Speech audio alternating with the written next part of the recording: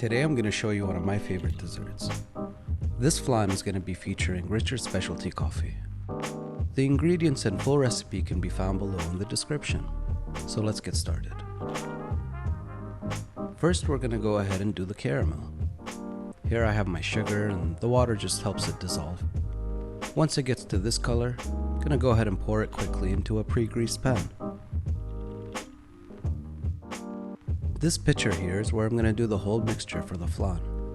So I have my eggs, my coffee, my vanilla, and the rest of the ingredients. And I'm just going to be pulsing it. Next I'm just going to strain it right through, and this helps get rid of any extra bubbles. Into the oven she goes, and the water just helps create some steam to cook it evenly. Once it's out of the oven, I'm just going to let it sit for another 10 minutes. This helps hold the shape. Be confident now. Take a bigger vessel and give it a quick flip. If you pre-greased your pan, you're going to be okay. After a couple of hours, I'm just going to garnish with some fresh fruit. And there you have it.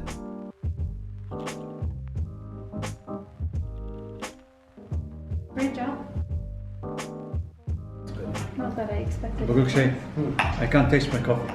Really? Yeah, I know. عارف طعمها عجيب.